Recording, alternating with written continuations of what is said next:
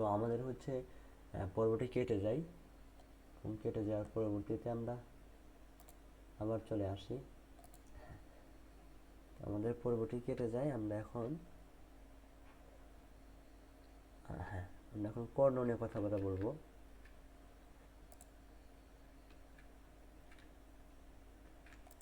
কারণ হচ্ছে আমাদের পর্বটি কেটে গিয়েছিল, সরি সরি।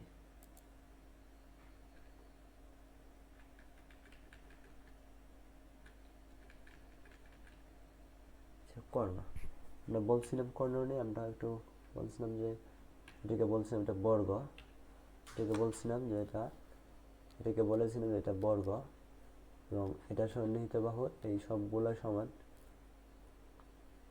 আচ্ছা, বলছিলাম এই সবগুলোই সমান 90 ডিগ্রি করে আছে, 90 ডিগ্রি, এবং এটাও কি 90 ডিগ্রি। তো এখন তোমাকে বুঝতে হবে যে অ্যাকচুয়াল, তো দেখো, তো এখন হচ্ছে আমরা বললাম কি যে বর্গ, তো বর্গের দেখো এই যে একটা বিন্দু, এটা একটা বিন্দু, শীর্ষবিন্দু বলি, এবং এটা একটা শীর্ষবিন্দু, এবং এটা একটা শীর্ষবিন্দু, এবং এটা একটা শীর্ষবিন্দু। কীভাবে শীর্ষবিন্দু দেখো তো, এটা কি একটা রেখাংশ, তো এটাও একটা রেখাংশ, এই দুইটা রেখাংশ কি একটা বিন্দুতে মিলিত হয়েছে না? তো দুইটা রেখাংশ যখন একটা বিন্দুতে মিলিত হয়, তো ওই বিন্দুটা কি বলে আমরা শীর্ষবিন্দু, ওই বিন্দুকে আমরা বলবো যে শীর্ষবিন্দু। তো এরকম শীর্ষবিন্দু রয়েছে 4টি। দেখো এইখানে একটা রেখা, এখানে একটা রেখা, দুইটা রেখাংশ একটা শীর্ষবিন্দুতে মিলিত হয়েছে, একটা বিন্দুতে মিলিত হয়েছে, তো ওই বিন্দুকে আমরা কি বলি শীর্ষবিন্দু। তো দেখো তো আমার টোটাল শীর্ষবিন্দু আছে কয়টা, একটা, দুইটা, তিনটা, চারটা। দেখো এখন এই শীর্ষবিন্দুর বিপরীত শীর্ষবিন্দু কোনটা বলো তো? এই শীর্ষবিন্দুর বিপরীত শীর্ষবিন্দু হচ্ছে এইটা, যে এইটার বিপরীত হচ্ছে এইটা, এবং এই শীর্ষবিন্দুর বিপরীত শীর্ষবিন্দু হচ্ছে এইটা, বুঝলাম? তো যখন আমরা দুইটা শীর্ষবিন্দু বিপরীত শীর্ষবিন্দুকে যোগ করে দিই, যদি আমি একটু বলে দিই সুন্দর করে, দেখো আচ্ছা এটা একটু আমি একটু মুছেই। হ্যাঁ, দেখো আমরা শীর্ষবিন্দু বুঝলাম, আমরা শীর্ষবিন্দু বুঝছি এবং বিপরীত শীর্ষবিন্দুটাও বুঝছি। বিপরীত শীর্ষবিন্দু বোঝার পরে তার মানে আমাদের তাহলে কর্ণটা আসলে কি, এখন কর্ণ সংজ্ঞা পড়ি। দেখো এই যে একটা যে এটা একটা শীর্ষবিন্দু এবং এটা শীর্ষবিন্দু, এই দুটো শীর্ষবিন্দুকে কি আমি কি করলাম, যুক্ত করলাম, সংযুক্ত করলাম। সংযুক্ত যেহেতু করছি, তো এইটার নামই হচ্ছে কর্ণ। তো এই যে এটার নাম হচ্ছে কর্ণ, যার মাধ্যমে আমরা সংযুক্ত করি, এটাকে বলি আমরা কর্ণ। আবার দেখো এই যে এটা একটা শীর্ষবিন্দু, এটা একটা শীর্ষবিন্দু, এই দুটো শীর্ষবিন্দুকে আমরা যুক্ত করলাম কোনটার মাধ্যমে, এটা এই যে মানে রেখাংশের মাধ্যমে। তো এই রেখাংশকে আমরা বলি কর্ণ, ঠিক আছে? তো এই যে দেখো তো, এই যে এইটা কি একটা চতুর্ভুজ না, মানে এটা একটা বর্গ, এই তো।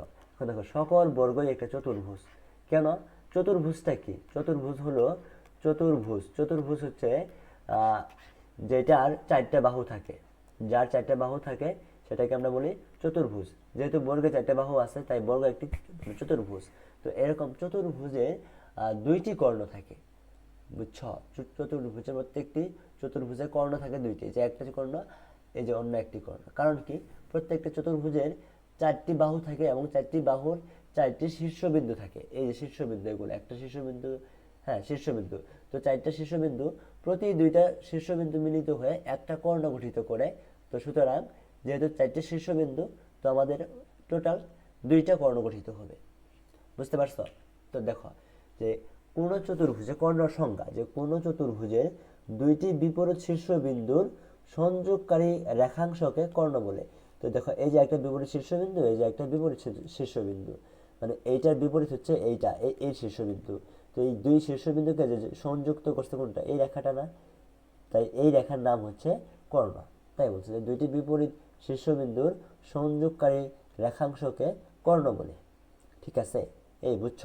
তো এইটাও যে একটা কর্ণ, কিভাবে? এটা একটা বিপরীত, এটা একটা শীর্ষবিন্দু, এবং এই শীর্ষবিন্দুর বিপরীত শীর্ষবিন্দু হচ্ছে এইটা।